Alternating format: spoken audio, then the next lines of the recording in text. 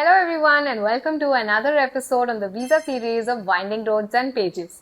I'm Shweta And I'm Nikita. and we are here to help you unravel the world with your regular 9 to 5 job.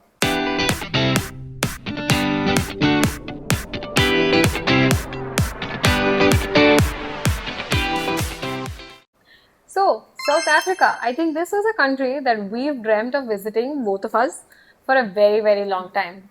And turns out it was one of the most patience testing visa processes we have had. Exactly. I think the submission part was still very simple, very straightforward. However, the part after the submission, the waiting part, was the most patience testing, emotional strength testing. So we applied for a short stay tourist visa for South Africa.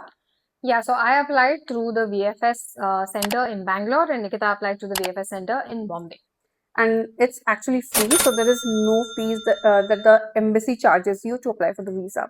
But don't get too excited, because VFS, the center that actually processes your visa, still charges you a service fee, and of course, they will insist on you paying the courier fee, which somewhere comes to about 2500 INR.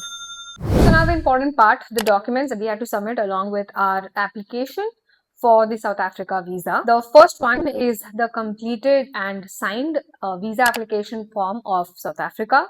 The second would be payslips and bank statement of the last 3 months if you are employed, along with 2 years of ITR acknowledgement.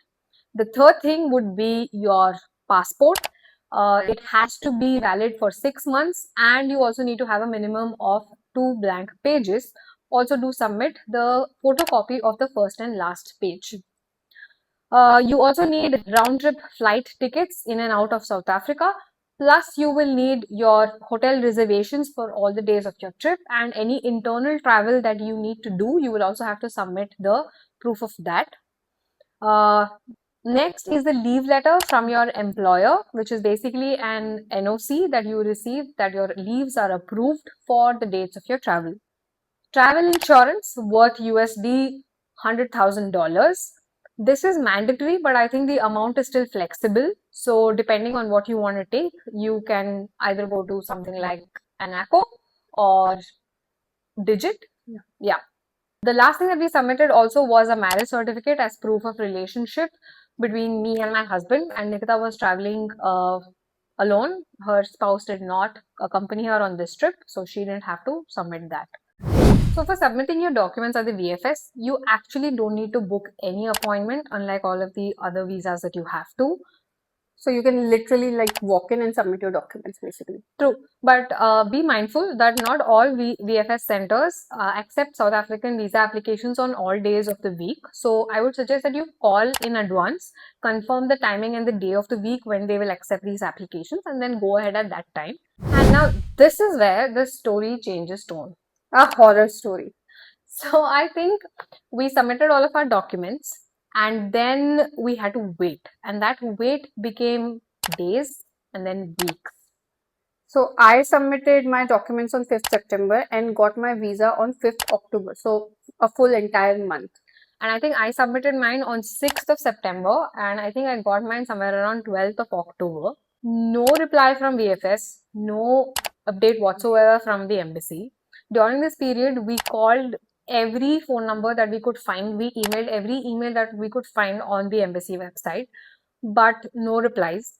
If they ever by chance picked up the call, they would say, yeah, it's being processed. Yeah, we're checking on it. They would take down our details of, visa application number, but then complete silence. Nothing would be heard back from them.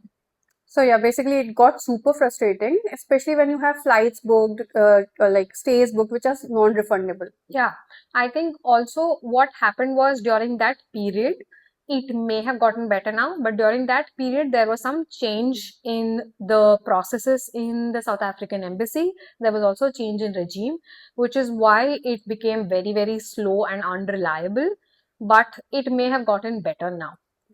And when the visas arrived, they looked like completely different. Yeah, mine was a sticker visa, but all of the details on it were handwritten. And mine was a completely electronically printed visa. Even the visa validity was different, right? Like she, I think, got 12 days, I got 15 days, my spouse got another 15 days. So everything was completely random. Even though our itineraries were same, our cover letters were same. So yeah, it was basically like a lucky draw. So we got a multiple entry visa because we had mentioned in our cover letter that we would be traveling to another country, which is Lesotho. So we would be flying in and out of South Africa. Yeah, so basically, if you plan on leaving South Africa and then re-entering, then make sure that you write it down clearly in your cover letter. And if you want our format, it's there in the description below. Oh, and before I forget, there is also an e-visa option for South Africa. Well, the keyword here is because did that really work? So we tried a bunch of times on their official website to apply for this e-visa, but every time we tried to upload our documents, the website kept crashing. And it wasn't just us, we went through Reddit threads where a lot of people talked about the same experience. So yeah, then we finally gave up and decided to go the traditional route and apply through VFS. And honestly, we'd suggest that you do the same. So basically, if you're planning a trip to South Africa, make sure that you apply for your visa 6 to 8 weeks in advance, especially if you're going during the peak tourist season. Yeah, you'll have to make sure that you double check all of your documents that you want to submit to VFS. Also, make sure that you call and check with them on when you have to go or which day of the week you have to go to submit these documents. And then, have a lot of patience for no updates from the embassy or VFS once you've submitted these documents. Yeah, but once it's done, it's completely worth it. Oh, absolutely. The level of patience that the visa process tests, I think the destination makes up for it tenfold. So that's everything that you need to know to apply for your South African tourist visa from India. So So like, like, share, share, and and subscribe, subscribe, and and good good luck luck with with your your South South Africa Africa visa. visa.